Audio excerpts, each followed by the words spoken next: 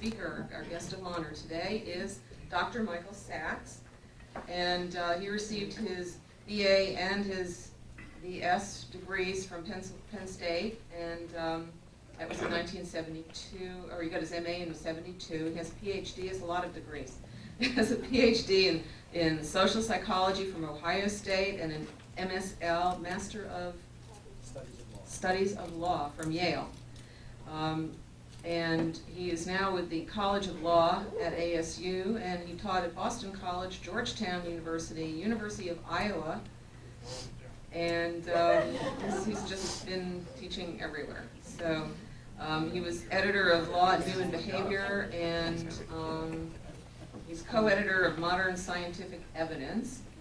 His research focuses, you can read along with me, on empirical studies of the legal system, especially decision-making, the behavior of the litigation system, and the law's use of science. His work has earned several awards, and he's been cited in a number of judicial opinions, including several by the United States Supreme Court. He serves on the advisory boards of the Best Practices Institute of the National Center for State Courts and the Center for Justice and Democracy. And it is my pleasure to introduce to you Dr. Michael Sachs.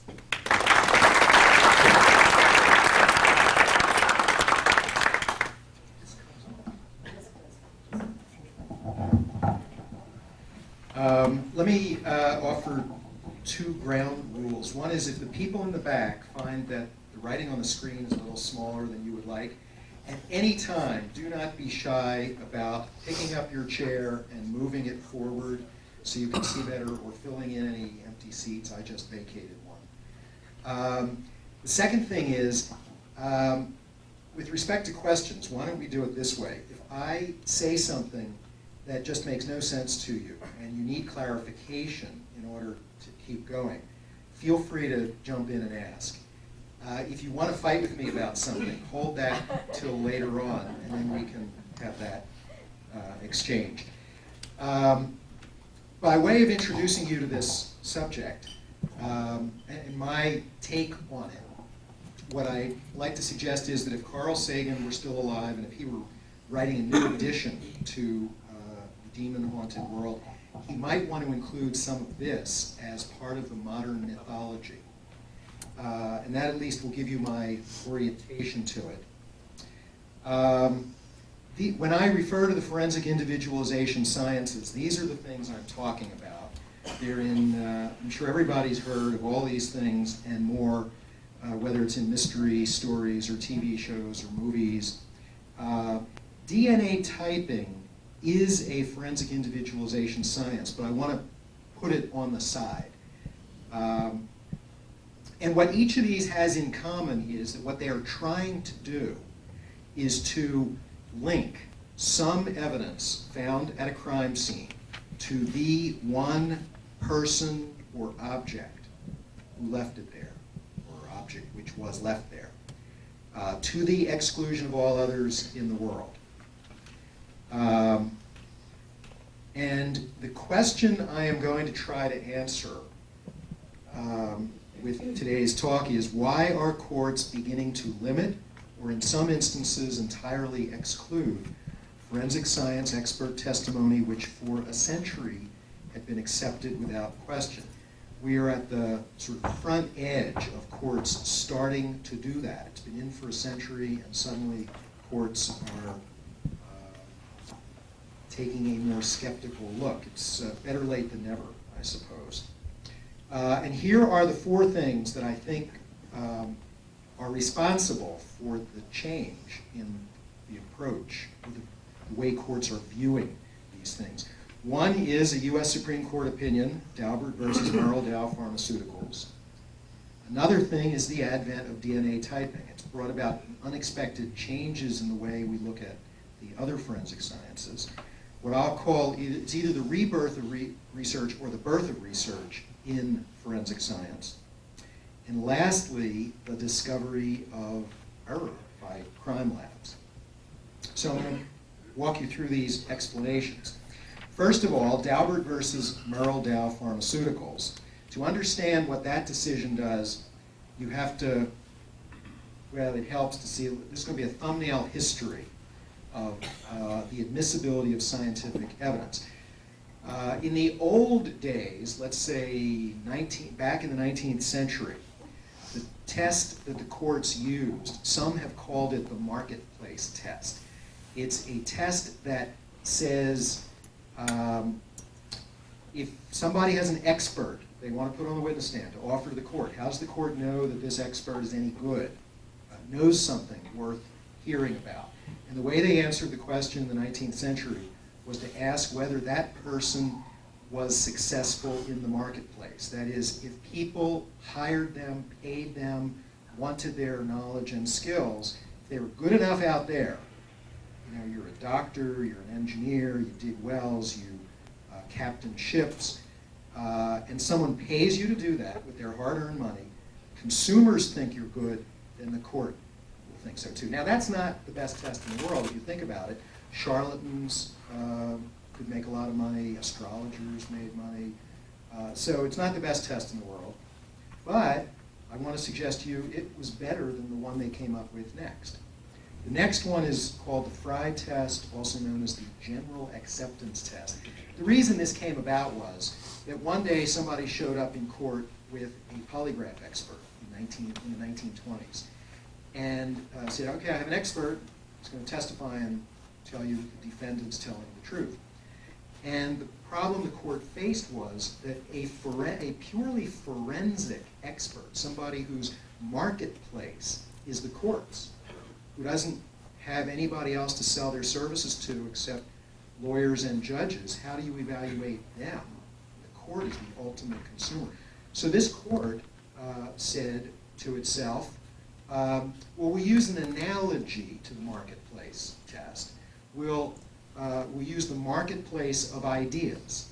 So if somebody is accepted, if you're offering ideas that have come to be accepted within a circle of intellectual or scientific thinking, if it's generally accepted in that group, then it's okay. But if you think about it, what that means is it's now the producers, the people who have something to sell, who get to tell you whether the thing they are selling, so it's not the buyers anymore, it's the sellers.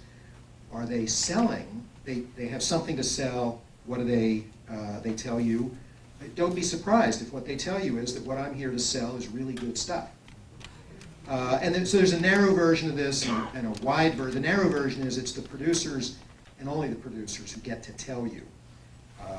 So imagine that an astrologer came to court and said, I can tell you who did it by some vibes or something.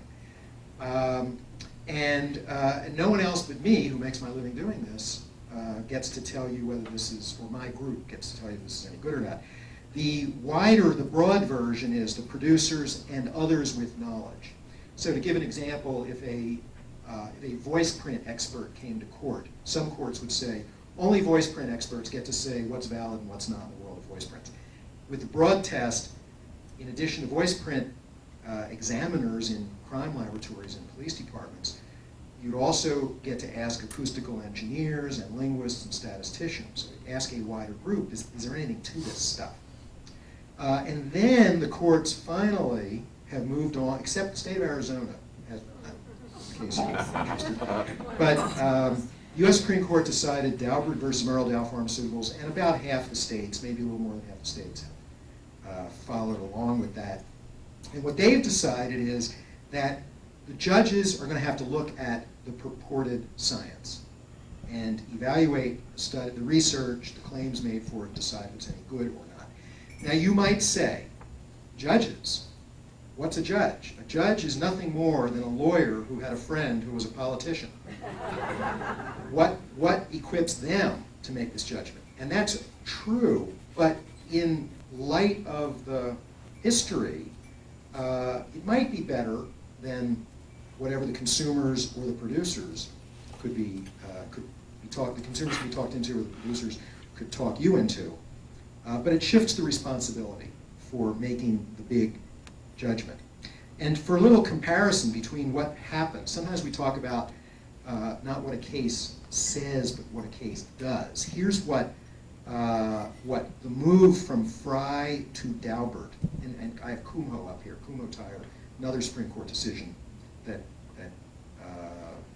elaborated and went beyond Daubert.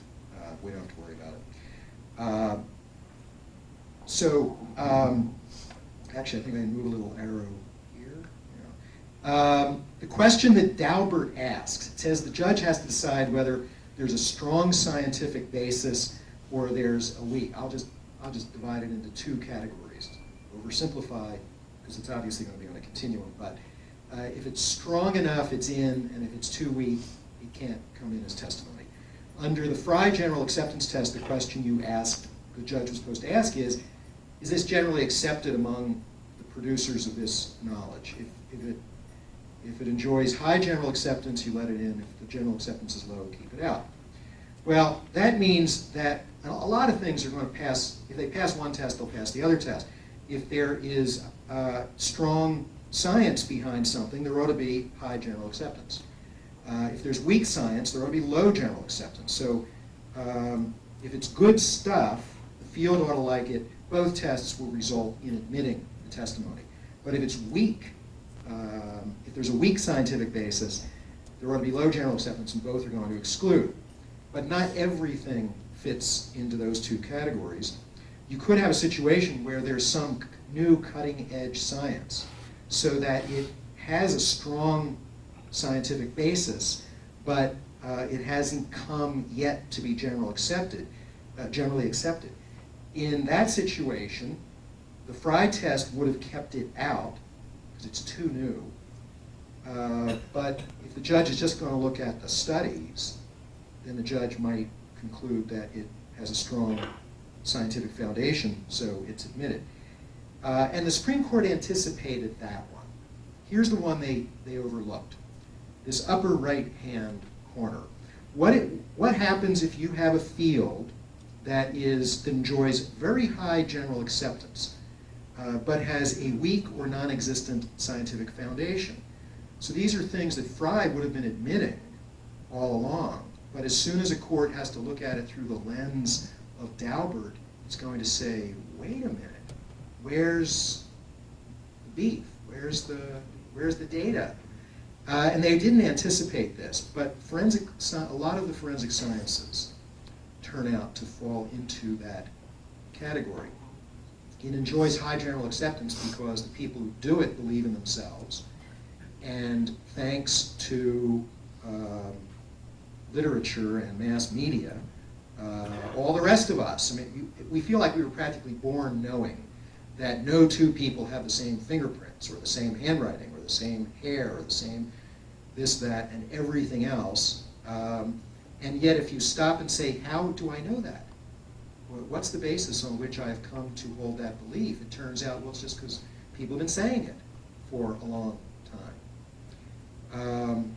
If you look at the old cases, you go back to the earliest cases in which courts first got to hear about some of these things and made their decision about whether it was any good or not, you find you get no help. The earliest fingerprint cases, the courts did not look at studies. One of the most erudite of opinions cited Mark Twain's Pudd'nhead Wilson as proof that no two people have the same fingerprints. And one treatise on fingerprints had a little squib in the front of it, a little quotation, where it was asserted by fingerprint examiners in the early days when they were just getting started. They said, God had to have put those little funny squiggles on our fingers for some purpose, and the purpose is to catch criminals. And the court cited that and quoted that and said, that's, yeah, there. In the case of tool marks, court was presented with the assertion that if you looked at microscopic striations, little microscopic marks made by a knife that had cut turns out there were two cases in the state of Washington. In both cases, someone had taken a knife and cut twigs and saplings in one case to cover a body, in another case to build a blind which he could hide behind to attack someone who was walking along a path. So the evidence in the two cases was exactly the same. It was sticks. which a suspect was said to have cut with his knife. And how do we know it? Because there's an expert, it was the same expert in both cases, who said, well, when I look at these under a microscope, I blow them up, show you photomicrographs, I see a lot of squiggly lines, and I see enough lines that match up that I can say that this was the knife. Out of all the knives in the universe, this was the knife that cut those twigs. And in the first of these two cases, the Supreme Court of the state of Washington said, that's crazy. We're not letting that in. And 18 months later, in the other case, where it was the same kind of evidence, and the same expert, the same everything else, the court said, this is great science, and they patted themselves on the back for being modern, progressive, scientific, and now they let it in, and they gave no explanation for what changed your mind between 18 months ago and now. In the case of handwriting, what courts had always done was to allow either somebody who was familiar with your writing get on the stand and say, yeah, it looks like my cousin's writing, or my boss's writing, or they'd let the jury look at it. Okay, look at the writing. Eventually, they started letting people who called themselves experts come in and testify as experts, and the courts resisted that one for quite a long time. It took 50, 60, 70 years before the courts finally just let it all in. And the logic they offered was that whatever this expert is doing can't be any worse than what the courts already had been doing by letting some friend, acquaintance, relative who was familiar with your writing look at it. If you probably weren't paying this close attention, but you remember the Oklahoma bombing case, the Murrah federal building. And in Timothy McVeigh's trial, the defense said, we are challenging the government's handwriting expert. We're going to say they don't pass Daubert. And the judge said to the government, if you can't prove that handwriting experts can do what they claim they can do, I'm not letting them testify. And so what the U.S. attorney did in that case was to not even try to offer an expert. They got Timothy McVeigh's sister, put her on the stand. This was the old method. It's still legally okay. Put her on the witness stand. Are you familiar with your brother's handwriting? Yes, I am. I'm going to show you some receipts from the Ryder truck rental place. Does this look like his writing? She said, yeah, sort of looks like it. Okay, there's your evidence. And that's what we used to use, so moving experts wasn't any worse than that. And then finally, bite marks, which only became accepted in the 1970s. Forensic dentists were very hesitant to offer testimony and say, by looking at a bite mark at a crime scene, we can tell you who left that there. They were very hesitant to do it. And finally, along came one case where the bite was the bite mark was so bizarre that when the teeth were in crazy angles, when they arrested somebody whose teeth fit that, his dentition looked like that, bite mark experts came to court and said, in this one instance, with this very, very unusual dentition, we're willing to do it. But that became a precedent. Once it's a precedent.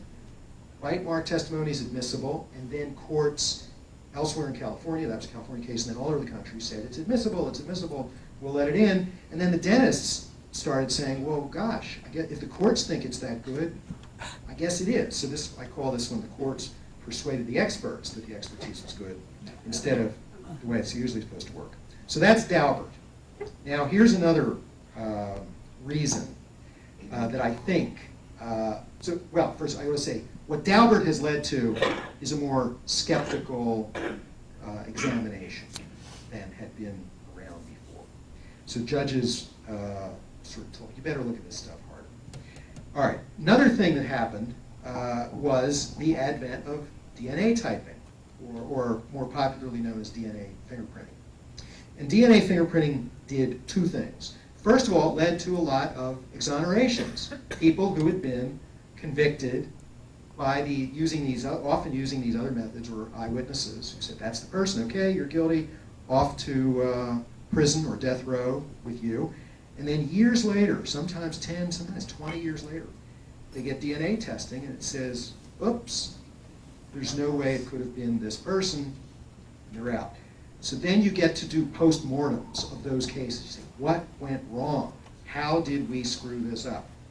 And the second thing is that DNA typing is really the first scientific forensic identification science. And it is coming to be viewed as a model of how you do forensic identification in a scientifically defensible way.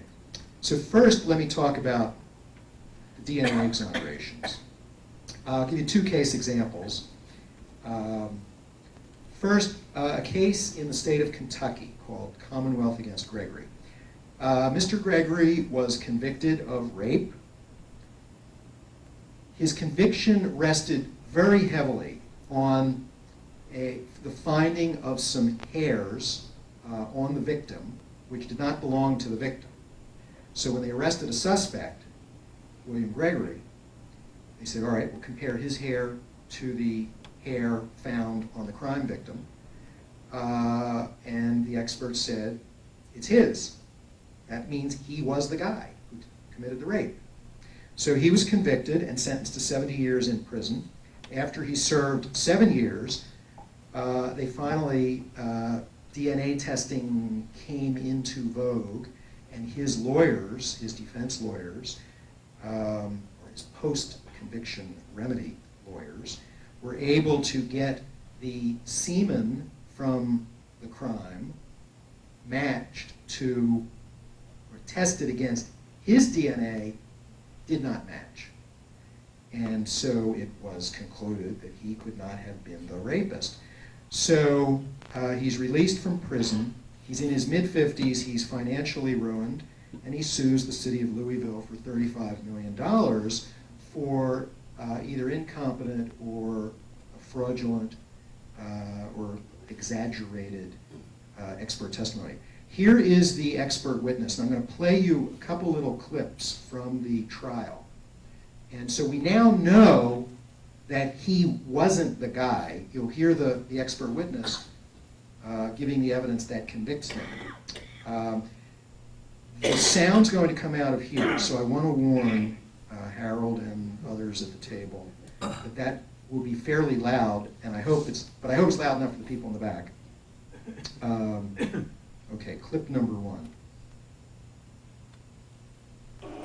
Could you please explain, ladies and gentlemen of the jury, your findings as a result of the comparison of the hairs from the pantyhose and the hairs from the defendant? Well, I determined that the hairs I found in the pantyhose were similar in color and microscopic characteristics to the head hair standard that came from Mr. Gregory. Okay, and that is a term that you all use when you make a match, correct? They are similar in... Now what happened there was she's being very cautious, playing by the rules. She says they're similar, which usually means you can't rule him out. He's still in the... It's like when blood types were looked at. Are you type A, B, AB, or O? Well, that if your blood type matched, that didn't mean you were the one. It meant you were part of a subgroup in the population who it could be, and we can now rule out the others. So you can't rule them out. She says it was similar because in her area of hair comparison, they know that hair comparison is not so good. So they don't say, this is a match, but keep watching. The prosecutor then says, that's the term you use when it's a match. And so he's now giving testimony for the expert. And that's why this didn't come through loud and clear enough. The defense lawyer says objection, and the judge says sustained. I don't think the jury has a clue as to what was being objected to and what was sustained. What was sustained was the prosecutor is not the witness. He says it's a match, forget that. She's the witness. Okay. There's the judge. All right, next clip. On hair comparisons, you're going to have to help me out a little bit here. My understanding is it's not based on mathematics. Is that a fair statement? Well, there are no statistics on what percentage of these characteristics will be found in a certain population, no. Okay. So as far as, say, the percentage of people who have a hair color called espresso brown, there's not a book you can look at and say 32% of the population has that, right? No. So now she's acknowledging that they don't really have any data, they don't have any statistics, they don't know how common or uncommon different types of hair is. And I've learned from watching this that in Kentucky they say espresso instead of espresso. And she had been saying that the hair was espresso brown. He's saying, well, how many people have that color? And there are other characteristics, not just that one. Okay, and now, here's the final clip. So, of those 16, anyone different, you exclude the person. You say, this is definitely not Well, we say the it's person's hair. dissimilar. Okay, dissimilar. But when you're saying the hairs are similar and could have common origin, would you agree you're not saying with any degree of certainty that they do have common origin? Oh, no. I don't see how you can possibly say that. You've got two sets of hairs there in front of you. You're looking at them. They have the same characteristics. I can't say with any certainty that they don't belong to someone because they have the same characteristics. I would have to say that they more than likely would belong to this person. They might. More than likely would belong to this person. I would say more than might. Okay. Because you don't, it's, I can't explain to you unless you've done hair comparisons how very uncommon it is to, well, I can't explain to you. I mean, I look at so many different characteristics that all have to be the same. Would you agree, though, with the general statement that hair evidence cannot be associated with a given individual with a high degree of certainty? No, I wouldn't agree with that at all.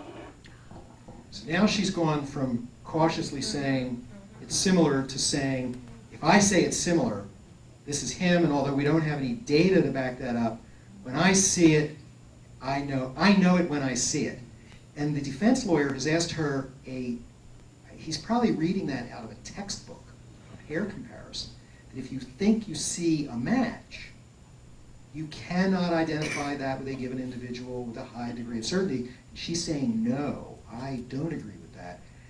He didn't follow it up and saying, well, the experts in your field say that, how come you disagree with them? She is now a defendant in that $35 million suit, but she doesn't have much money. But the city probably won't have to pay anything anyway. Here's another case. You may remember this. 2 springs ago, Ray Crone, this is one of our Arizona errors. This is a map of downtown Phoenix, and I've pointed to, just try to give you some visual aid here. It's pointing to the CBS Lounge, which is the bar which was the scene of the crime. In 1991, Kim Ancona, the bartender at the lounge, was murdered, sexually assaulted and murdered. Ray Crone, who had started to date her, police, the husband or the boyfriend is the immediate first suspect, and the police went and talked to him, so he became the prime suspect. And there were bite marks in her body. The rapist murderer had bitten her, and so you have bite marks. His dentition was compared to that, and the forensic dentist who looked at it declared it to be a perfect match. Well, it's a perfect match. It must be him. So he is convicted and sentenced to death.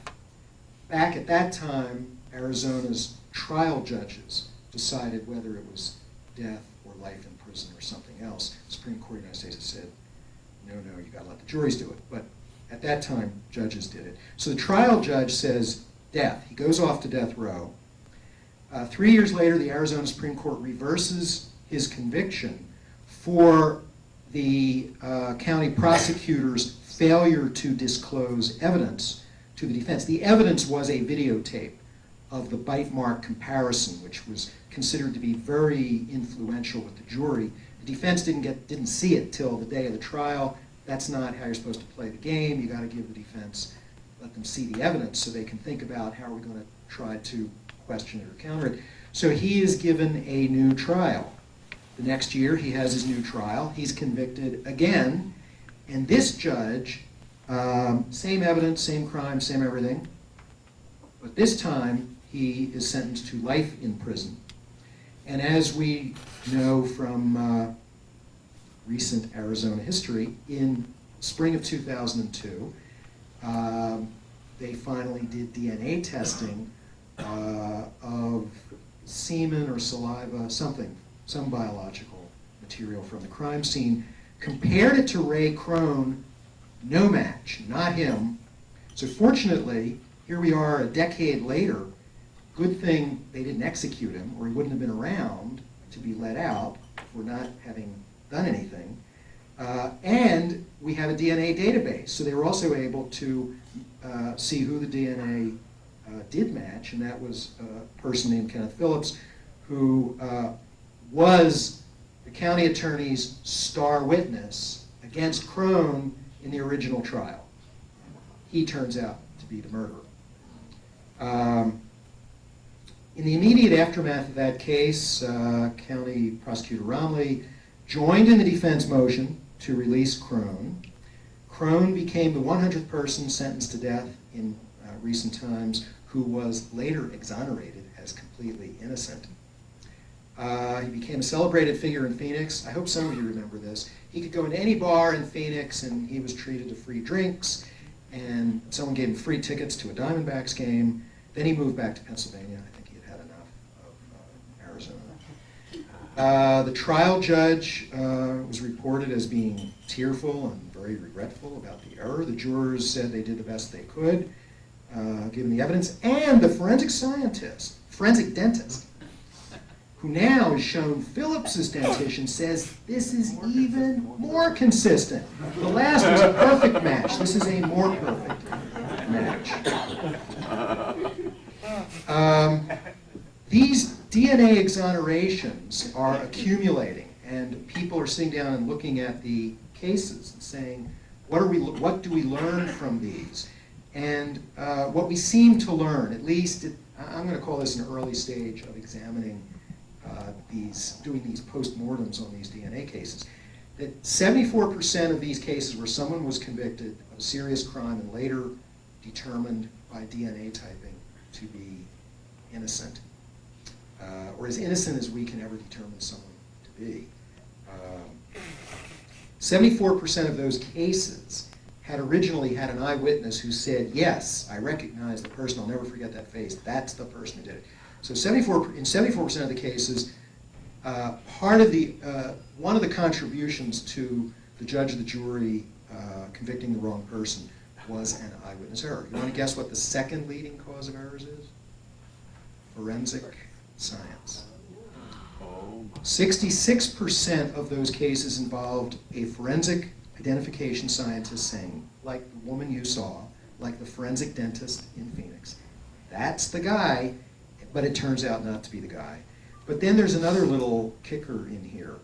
When they look at fraudulent testimony that is, how do I want to put this? It's either an outright lie. You say that there's a match, or you did a test, or you did this or that, and then you go back and look at the records, but you never tested it.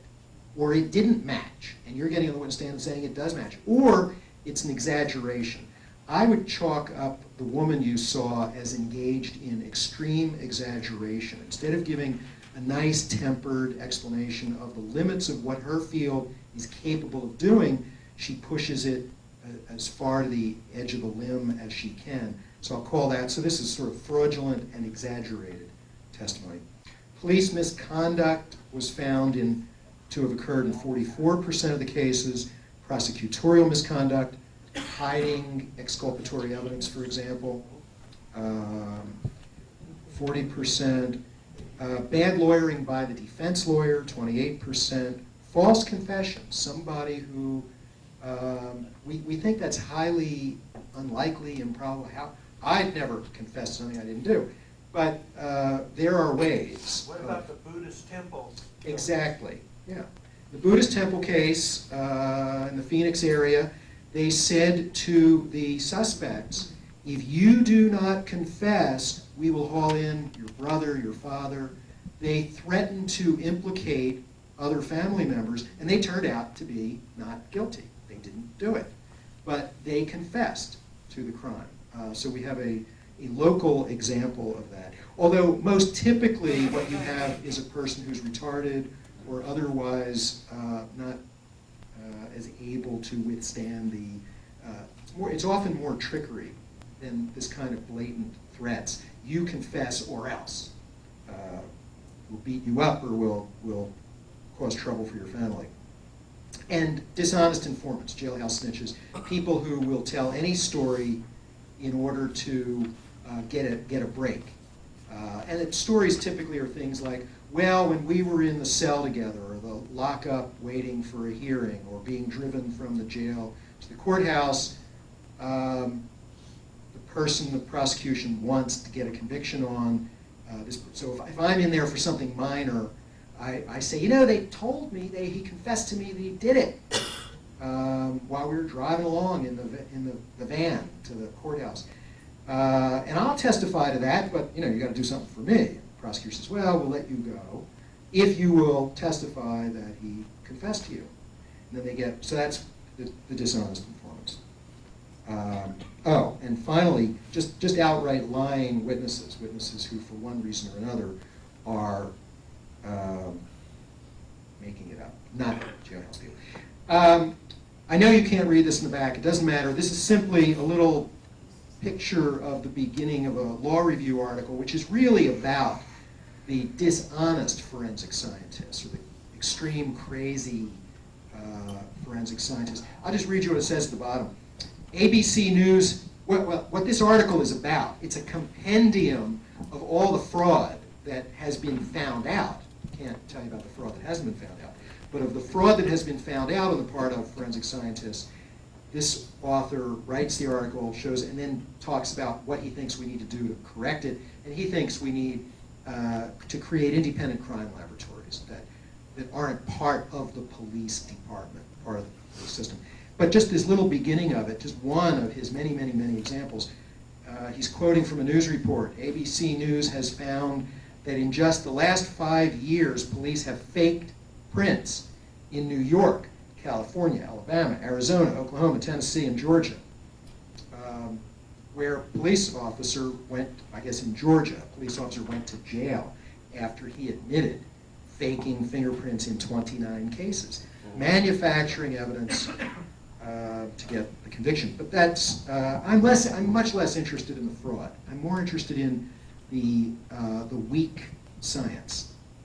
And that takes us to using DNA to serve as a model of how to perform forensic identification properly.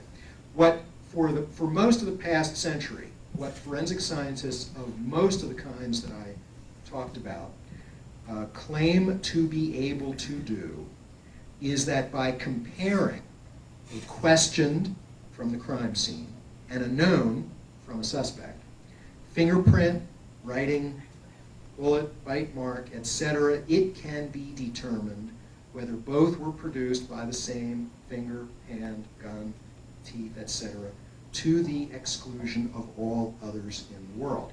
That's been the claim. The problem is there's no science to back it up. Here's basic. I mean, this is basically what forensic identification is about. Just so you see, it's something we've been doing for a very long time, but you compare two images and you look for differences. If you find differences, you say, okay, they're different. They don't share a common origin, they're not the same. If you do see differences, and this is of course from the Sunday newspaper, does contain differences, you've probably found a bunch of them by now.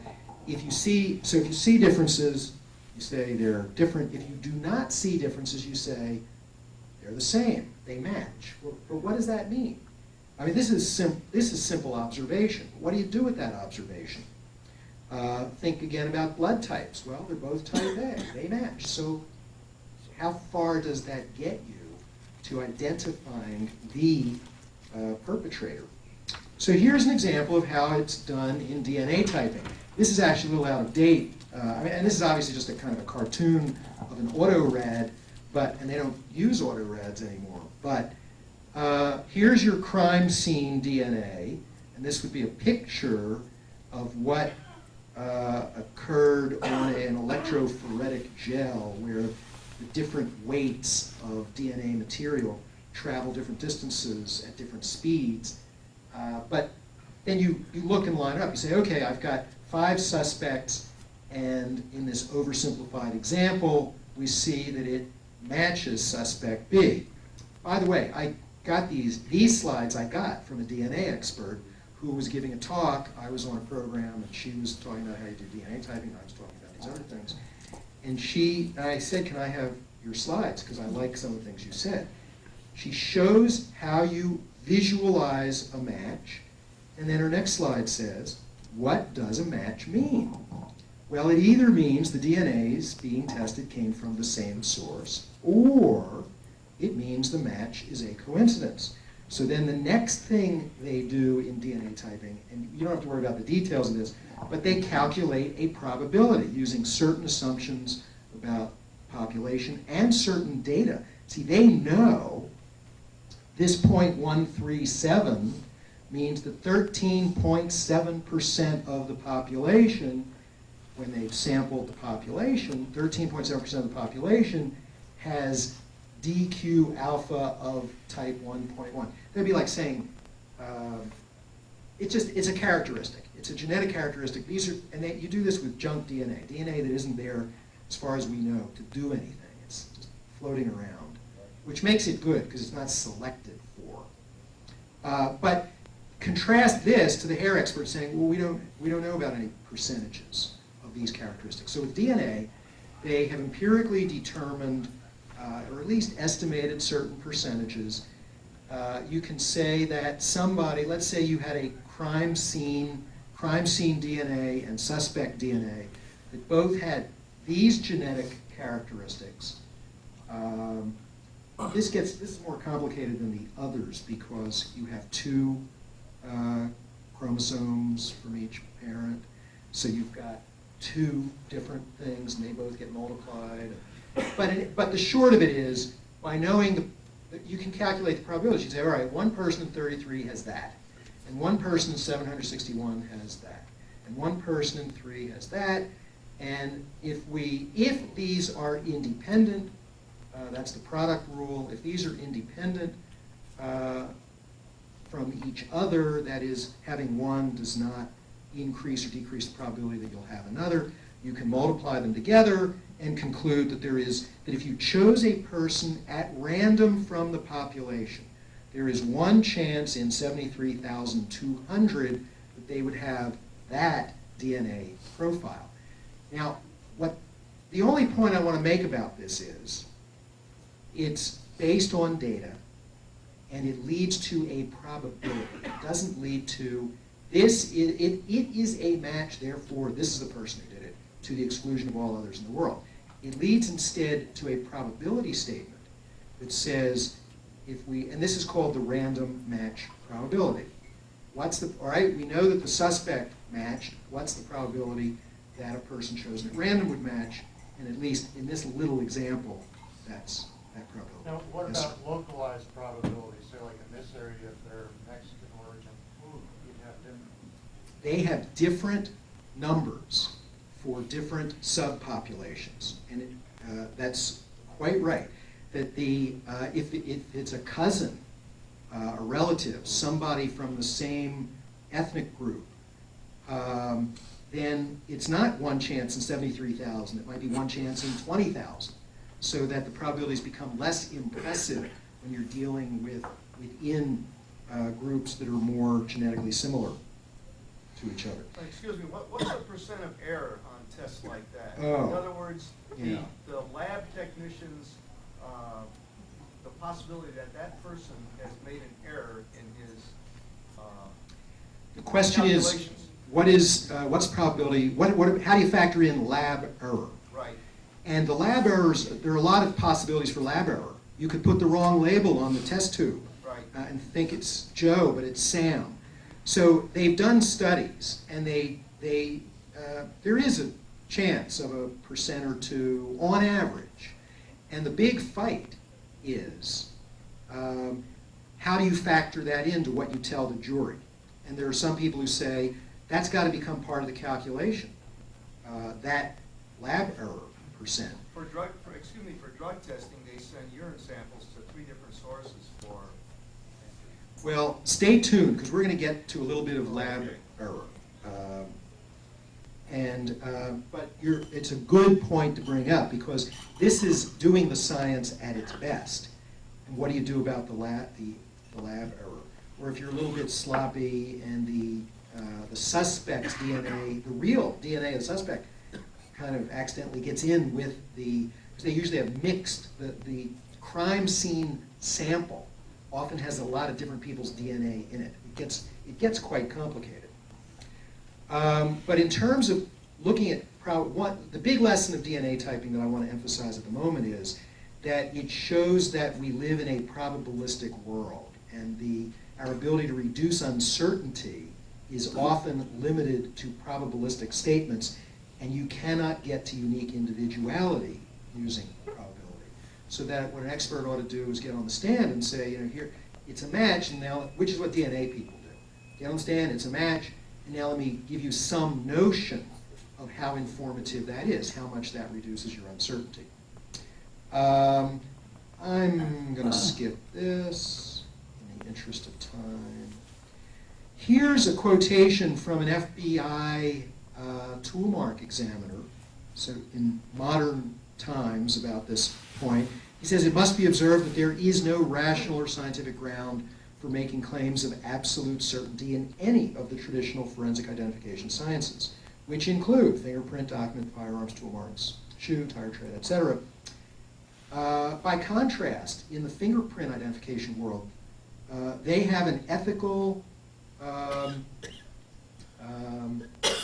requirement that you may never give a probabilistic, or what they call a qualified identification. You say, this is the guy, or you say, I can't tell, or it's not the guy. Those are the options. You can't say, there's a very high probability. So what is scientifically sound and what is ethically required are at war with each other, at least among fingerprint experts. And I show you this so that you don't think it's just Sachs who says these things. Here's a real live forensic scientist, Mr. Bunch, writing in the journal Forensic Science. Here's a fingerprint expert who explains about the subjectivity of fingerprint identification, kind of like our hair expert who says, I know it when I see it. The criteria, he writes, the criteria for absolute identification in fingerprint work are subjective and ill-defined. They are the product of probabilistic intuitions. So we're into subjective probability because we don't have the data, so we don't have objective probability calculations. We have subjective probability. Probabilistic intuitions widely shared among fingerprint examiners, not of scientific research. This is generally unappreciated.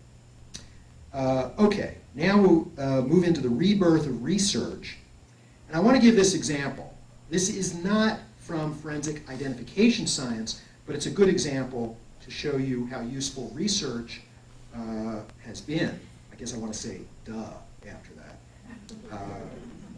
But this is about arson experts. Arson experts for decades would go into court and say whether a fire was set or accidental. Now, how do you know if it's set or accidental? And they developed a folklore. They didn't do tests or studies. They'd come in after the fact. They'd look around. They developed a set of ideas so that when you look at a wall that's left standing after a fire and there are scorch marks on the wall, so it leaves V-shaped scorch marks. And some of them are wide V's and some are narrow V's. And they'd say, I wonder what caused that. And they'd come up, they'd they made up in their minds that one or the other was associated with arson, and the other was associated with accidental. Spalled concrete, that's where scallop-shaped pieces of concrete are exploded out from the building during the heating of it. Some buildings would show, with concrete walls, would show spalling, some would not. Crazed window glass, that's where there's a zillion little cracks in the window glass. Some glass broke that way, some didn't in some fires. And they came up with the idea that, I'll bet the glass crazes when the temperature rises very abruptly. And it probably rises very abruptly when it's a set fire. So if we see crazed glass, we'll say probably a set fire. Anyway, they came up with all this list. And they'd come into court and they'd say, I think it's arson, or it's not arson. Well, Mr. Expert, what makes you think that? Well, our field knows, they really should say believes, that these characteristics and those characteristics are associated with one or the other. It then dawned on some fire and arson experts. They said, our fire departments are always burning down these buildings to practice fighting fires. Why don't we rig the fire either to simulate an accidentally started fire or a set fire? And when you set a fire, typically you go sprinkle what they call accelerants, kerosene or something that will burn fast. So we can start a fire in an accidental way. We can start a fire like arsonists start fires. And then we'll have cameras, and we'll have heat sensors, and until these things burn up in the fire, we will measure what's happening, and we will observe what's happening, and even more important, the simple experiment of having a set fires compared to accidental fires, and then we go in and we look at these characteristics. And the reason I'm giving you this list is these are the ones that were found to be meaningless. These had no relationship to whether it was set or not, but it was the basis of the testimony which courts accepted for many decades. And I am sure there are still fire experts in this country who have not yet read that these factors do not indicate whether it was a set fire or not, and they're still testifying to that effect. Here's one, a recent one. This news clip from the LA Times from February 2003, actually I should update this, because just within the last month or so, the National Academy of Sciences has come out with the final report on this. The FBI experts had been testifying for 2 or 3 decades that if they find a bullet in a body in Los Angeles and a bullet in a body, or they arrest somebody in New York who has a box of bullets, and they look at the chemical profile of the bullet in LA and the bullets in New York, and they, quote, match. They say, aha, those bullets came from the same batch. That means there's a very high probability that the murder bullet there came from your box of bullets in New York. And that's what they testified to in many cases, got many, many convictions, connecting people to crimes that there was no other way to connect the person to. They finally did the metallurgical testing, and the answer is, oops, it's not true. What's not true is that you could, what they found by testing batches of bullets, is that you could have 2 bullets from the same box that were made out of the same batch that would differ in their trace chemical profiles. And you could have 2 bullets that were from totally different batches, made by different companies, and they would match. So that the presence or absence of a match was far less diagnostic than had been assumed. And that's really what we're dealing with a lot of this assumption. This is just a bunch of quotations on handwriting identification saying there's very little systematic research to support or disconfirm the beliefs of handwriting experts. Here's a request for research proposals from the National Institute of Justice asking people to submit proposals to get funding to do research to determine whether, well, I'm not going to pull out the exact part of the quotation, whether the assumptions of fingerprint experts are true. But, you know, better late than never.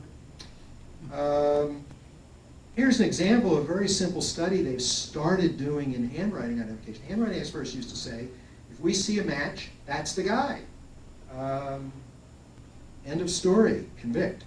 So what they would do is they would create notes. It's not that hard. You know, you get the same or different people to write the note. Here, I'll back up. So what they would do is they'd say, so here's one example. The story would be, it's as if there's a crime where a car is vandalized, a note is left on the car, and it's a high school teacher's car, and they take the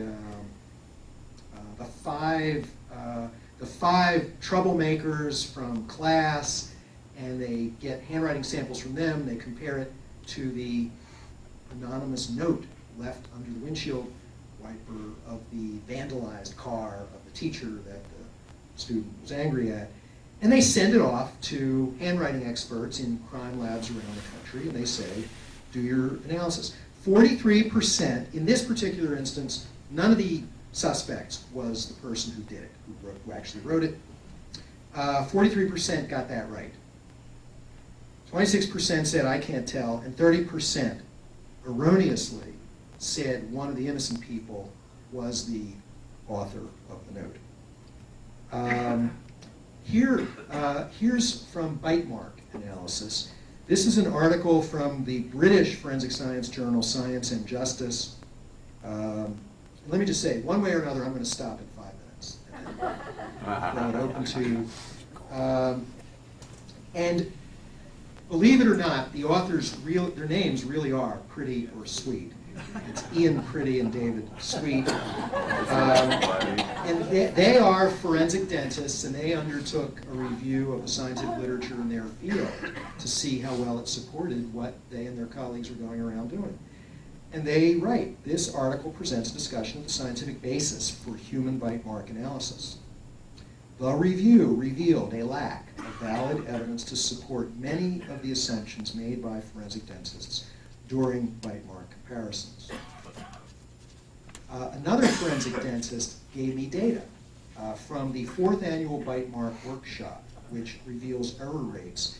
This is where they would test. This is where they would give themselves tests to see if they could figure out whose dentition it was.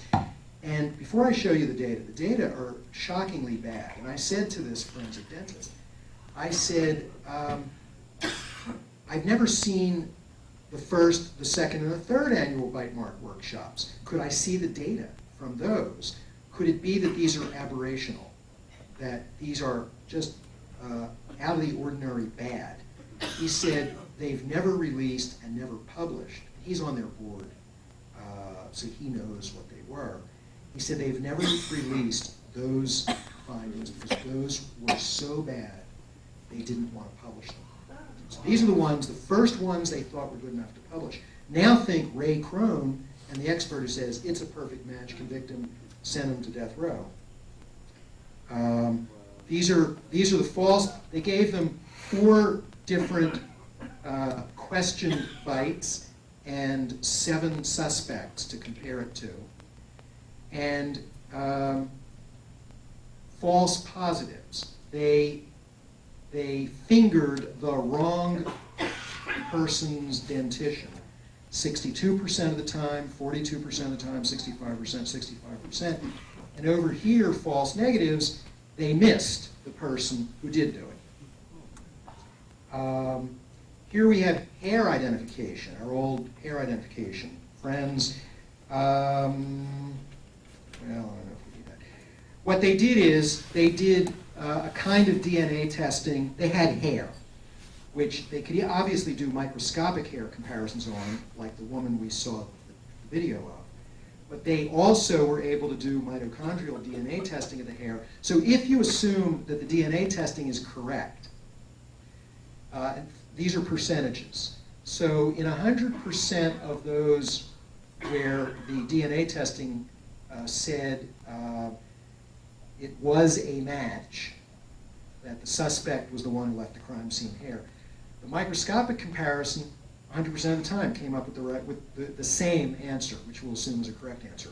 But when the DNA testing said, no, it's not a match, The microscopic hair comparison folks still said it was a match 35% of the time. So William Gregory had a lot of company because they get it wrong 35% of the time when it is a non-match. Let's see. Can I give you one more? Oh, well, this is basic textbook hair comparison. Thornton and Peterson, two well-known forensic scientists, they say in an exclusionary mode, saying they're different. Can't be him. Hair, I'm sorry. They say in an exclusionary mode, they say it's a great form of evidence. But then they go on to say in an inclusionary mode, saying it is the same, it's a match. They say it's a miserable form of evidence. They go on to say stronger opinions are occasionally expressed, like by the woman we saw, but they would not be supportable by field subjectivity very high, reliability in the minds of forensic scientists very low. But judges and juries don't usually know that. I'll just put this up and leave it up there. These are the error rates that have now been calculated in various forensic sciences. Some are habitually more erroneous than others. And I will stop talking at that point and throw it open to any questions or comments. Well, what's your opinion on the death penalty?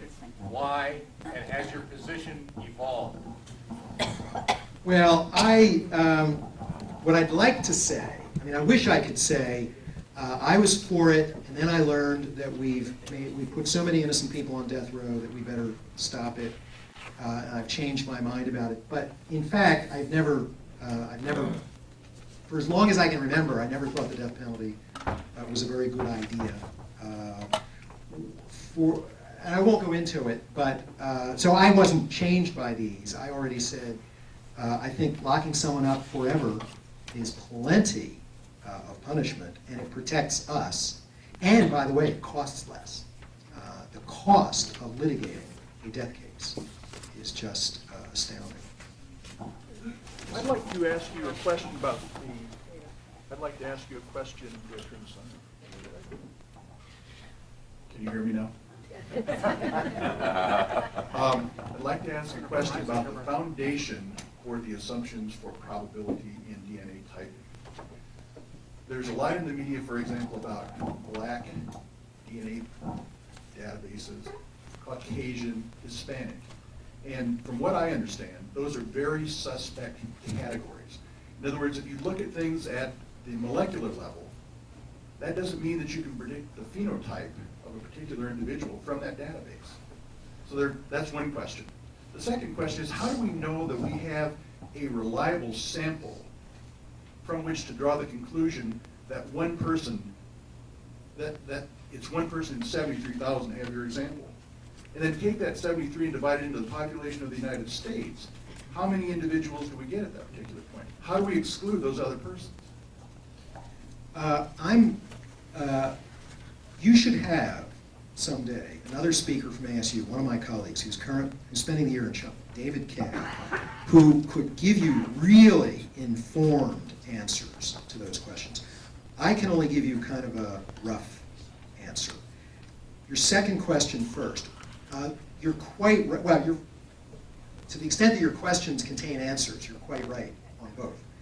The sampling to determine, well, how many people in the population have this or that, they might be samples of 200, which you might think, I'd really rather have much larger samples before I start talking about small probabilities.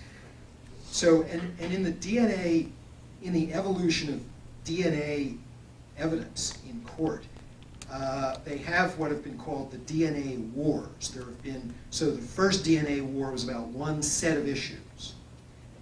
And the second DNA war was about a second set of issues. I think the issues you raised were in the second round of DNA wars, and then they moved on to a third set. Because these are problems. These are estimates. And the estimates, they ought to have error bars on them, plus or minus, certain measurement error and standard error and sampling error. But I think the big point, and about race, I mean, I recently saw an article, I didn't read it yet, but the article is something like, if there is no such thing as race, which is what scientists say, if there's no such thing as race, why is it useful to use race in some of these contexts? In the article, from the little bit I read in the very beginning, it's going to give me the answer. But I haven't read it yet, so I can't give you the answer. But what I do want to say is that in spite of these, in a way, being able to point to these weaknesses in what is now the gold standard, I think it really shows the value of real science, because A, you can articulate the question, and then somebody can either say, okay, I have an answer, and I'll show you the data that answers it, or the methodological arguments, or they'll say, you're right, we better go do more research. Compare that to 100 years of these old forensic sciences, which said, no, we don't have any data, we don't do studies, but we know we're right, and we know it when we see it, and it is what we say is true beyond any doubt. So that's it. I want to use your questions to highlight the value, not the perfection of DNA typing, but how wonderful it is to have real science where the flaws are there to be seen and improved upon, instead of just asserted to be flawless. Yes? There was a show about this a couple years ago on Nova, I think, and how everything is so full of errors, and they were saying that many people, depending on the police department, will only count maybe up to 6 comparisons on a fingerprint, and some do as many as 14 and things like that. And they said part of the problem was that television is showing this is the expert, this is always right. And is there anything being done to change that perception that these experts really know what they're doing? Well, let's see. There's very little to change it. In fact, the irony is that since the things that I've been talking about have been going on for about a decade, the closer judicial scrutiny and skepticism, or at least the beginning of real skepticism, and the proficiency testing that shows errors, and the studies that say, hey, there's no there there. At the same time that's been going on, the media have gone in the other direction with, is it CSI? Yeah. CSI Miami? Yeah. You know? Yeah. The TV shows have become more crazy and extreme at the very same time that the forensic scientists feel themselves to be embattled by the attacks on their citadel as being not real science, not as good as they say it is, having errors. So what's being done to change it? Occasionally a group asks me to come talk about it. That won't do a great deal. Defense lawyers are challenging it, although they're not getting to what public believes. And then occasionally, perhaps the single best thing out there, and maybe your book group will want to take this on sometime, the book by Barry Scheck, Peter Neufeld, and somebody Dwyer, called Actual Innocence, which is a book about, Barry Scheck is the lawyer from the law school in New York who was part of the OJ Dream Team. But forget about the OJ case.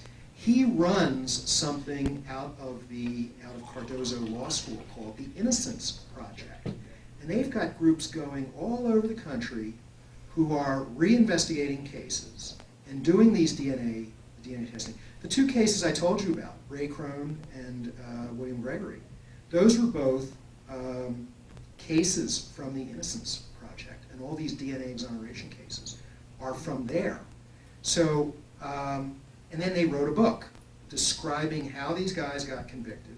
The book is simply called Actual Innocence, which is the legal term for, well, you've exhausted all your procedural remedies. You've had your appellate courts and your hearings and your trials and your habeas corpus in federal court, and it's over. You're guilty. The end. We have to have finality. And then lawyers come to court and say, well, Your Honor, there's just one more thing. We now have DNA evidence that shows that this guy did not do it. And so some courts say, we don't care, it's over.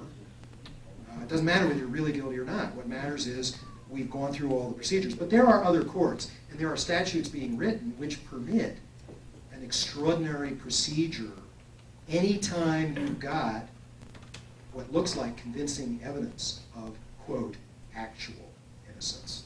So it's not loopholes, it's not technicalities, it's we now have evidence that shows this could not be the person in not every state, most states. But so I think in terms of media, I'd say this book, Actual Innocence, is probably doing the most to suggest that, hey, there are problems. And I did get a call from somebody who does, who makes shows for Frontline.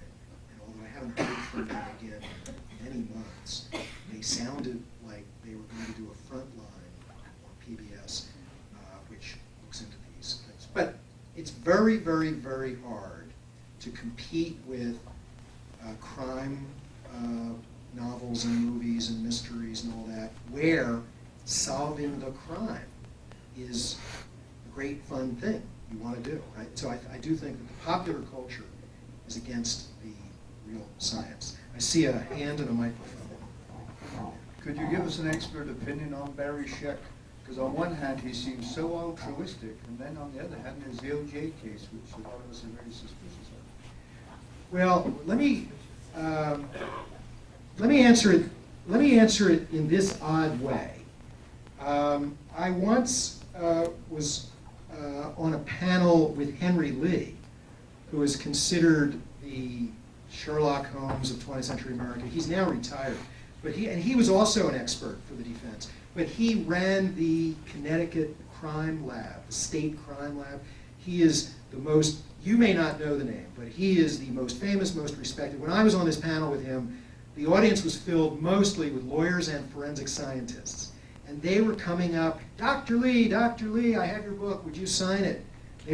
Nobody wanted my autograph at all. No one, they didn't even bother saying hello to me. Dr. Lee. Dr. Lee showed, as part of his talk, and this was a very small part of his talk, that the OJ case is a total mind boggler, because there is evidence that says it's OJ, and there is evidence that says how could he have? For instance, if there was that much blood, and then for him to be as spotless as he was in his car, to have like one or two little drops, which they suspect the police might have. But what Henry Lee really pointed out was, A, there is a very real question about which way it should go. And second, he said if good forensic science was being done, the answer would have been clear. And there would have been a lot of evidence. For instance, he showed us a picture of the bodies. He said, and so on the wife's body, on her white skin, there are drops of blood. He said that those nice round drops of blood had to fall from above. They didn't come out of her body. If that blood had been collected and tested, you'd have the DNA. And he said, what do you suppose they did when they got the body down to the medical examiner's office? The first thing they did was wash it off. Down the drain went the evidence that would have answered it. Now, I'll answer with, that's one answer. Another answer is, it is the job of a defense lawyer to offer the best defense they can within the bounds of truth-telling. So if all you're doing is challenging and questioning, saying, do you prosecution witnesses know what you're talking about, and showing the flaws, and apparently the LA crime lab was not one of the best. You know, he referred to, now of course he's going to be rhetorical and call it a cesspool of contamination. But it was a sloppily, there was a lot of sloppy stuff, according to Henry Lee. And I guess now, and the third thing I will say, with apologies to those who are native New Yorkers, it's possible that part of what you're reacting to is that Barry Scheck is a New Yorker. And there's a certain, and I know him, and and I like him, and yet I'm not a New Yorker, and the New Yorker in him sometimes is a little, and he is a very loud, verbally aggressive person. His colleagues at his law school, if he disagrees with you and argues with you and fights with you, he's so aggressive about it, so persistent. They have a word for it. They say that you've been checked if he has locked horns with you. And they're New Yorkers. Microphone over to Dorothy. Oh, yeah. This Scott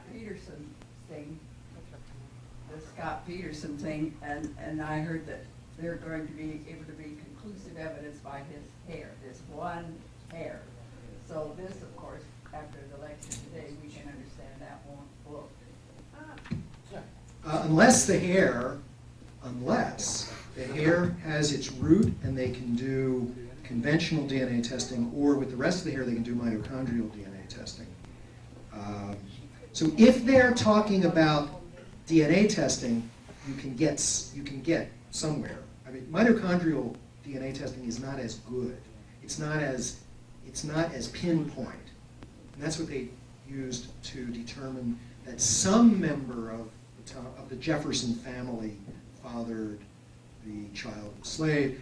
But if they have root DNA material, then they can do even better DNA testing. But if they're doing microscopic DNA, microscopic comparison, which is what I've been talking to you about mostly, then what are they talking about? Do you, Dr. Sachs, do you have a published article or some material that we could access? I'd love to use this. I'm embarrassed to say that there's so much that I'm accused of. I could be accused of writing about little else. So, sure, you know what I will do? I will convey, let me do this. If I could convey to Susan a couple of citations, then she can either send them by email or put them on your website or do something to get them to you. Thank you. And by the way, I'm a New Yorker.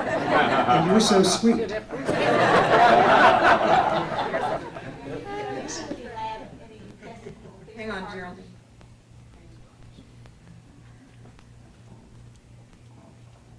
I just wanted to know if you do any testing for the police department? I do not. I am not. The closest I really come to any of this, I know statistics from my psychology research background. So I am not a chemist. I am not a forensic scientist. And it's really the statistical angle that got me into it initially. So I don't do it. But if you want a tour of the crime lab, I'm sure they give tours. A woman named, I'm not thinking of her name, but the head of the Phoenix Crime Lab is a very nice woman who, or maybe they just have somebody there who handles these requests by members of the public who would like a tour. And the FBI lab used to give tours. I think they stopped after 9/11. Oh, you know, let me just tell you one more Barry Scheck story. He invited me to come to his law school and give a talk there about forensic science. And my reward for it was he would take me out to a really snazzy restaurant afterwards. And as we were being shown to our table, this has never happened before in my life. He's probably the closest thing to a celebrity that I've ever been in the company of. So I've never had the experience of walking through a restaurant and heads turning. So as we walked through the restaurant, heads turned, and people were sort of, you know, I think they were saying, who is that, or we recognize that person. This was not too long after OJ, so he was on TV.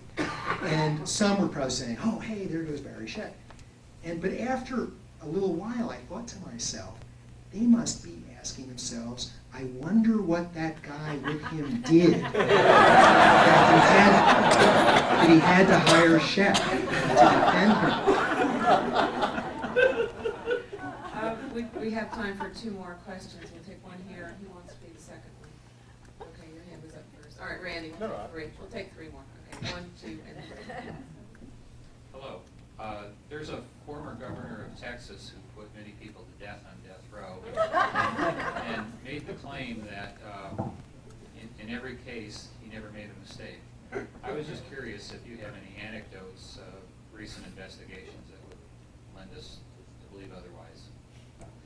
You know, I don't have it handy, but I have a slide about the Houston. It turns out, if you go on the web, if you type Houston Crime Lab fraud or error, there's a big scandal in the Houston Crime Lab, for one thing, just within the past year.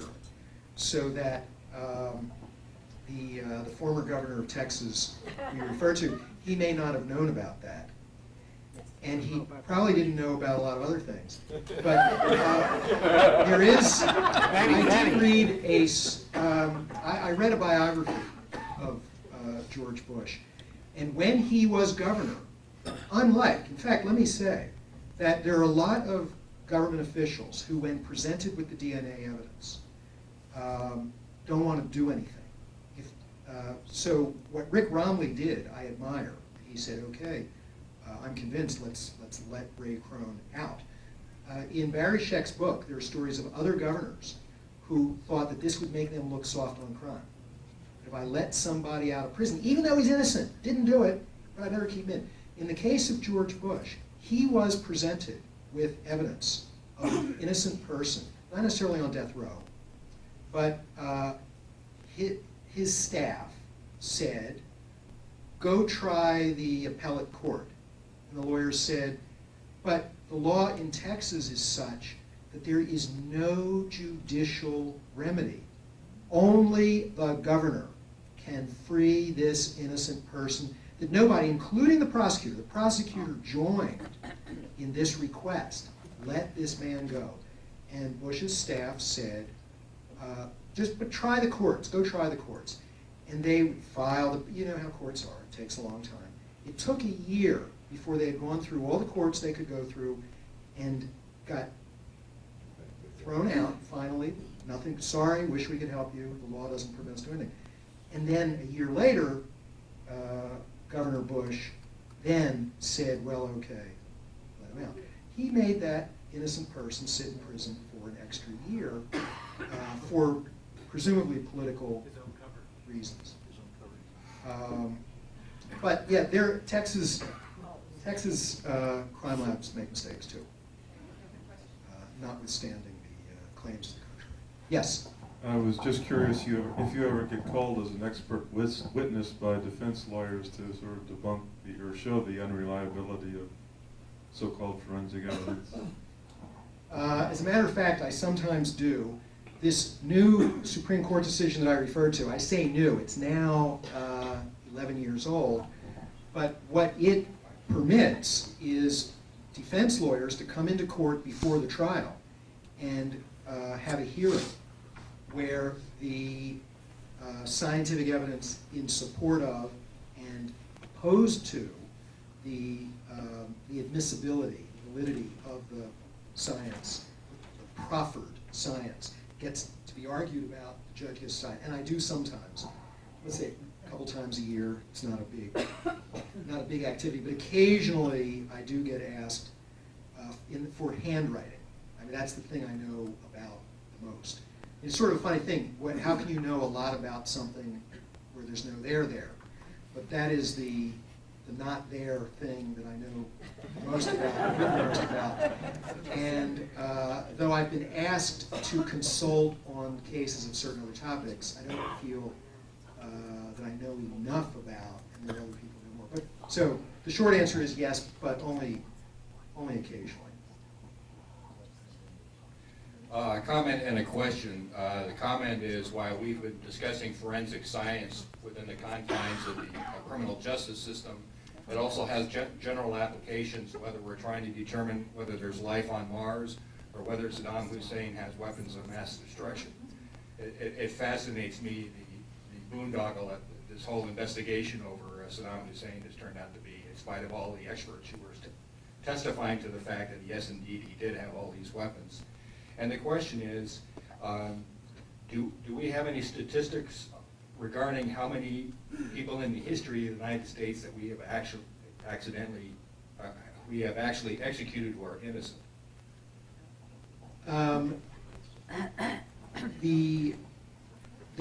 It is difficult or so far impossible to point to a person who has been executed and say that was an innocent person. But the reason for that is that once a person is executed, the evidence is sealed, locked, can't have it. So that if you could go back, and I can understand why police agencies would want to do that. You know, it's over. There's no good that can come of this. Either it will confirm that we executed the right person, or it will show that we screwed up. And that's, well, might be good for the system to know that we make mistakes so we can start to think about how to fix those mistakes. But for whatever reason, they'll say, well, you know, the legal reason will be there's no life or liberty at stake. I mean, who's the plaintiff? This is just an academic exercise, and the outcome of it will be to make the system look bad. So they don't release the evidence. So if we've had 100 people who have been found innocent and taken off of death row, presumably this is sort of like, I'm making a probabilistic argument. There's probably intelligent life elsewhere in the universe just because there is so much. There's so many planets and stars and solar systems. So presumably we have so many people on death row, or so many people have been executed, particularly in Texas, and we screw up sufficiently often in trials that it certainly seems reasonable that we have executed an innocent person. We could easily have done that with Ray Crone and never ever have known that he was not the killer.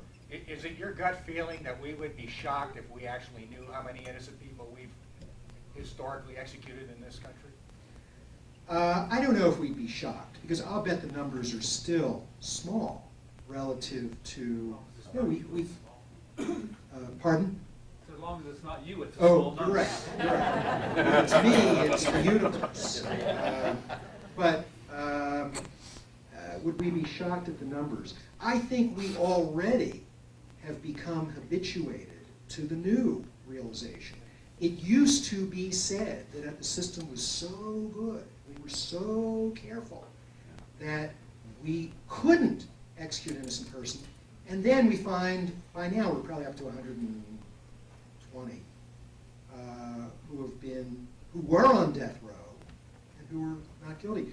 And so I think the public already has readjusted, or at least people who are aware of these things, and say, yeah, I know we have a system that doesn't work right. I was sitting, when I was still teaching at the University of Iowa, Justice Stevens from the Supreme Court was coming to give a talk, and I was sitting out in the audience, and before he spoke, we were chit-chatting. I was sitting next to a student, a law student, and the law student just casually mentioned that she didn't like Justice Stevens very much. And I said, well, why not?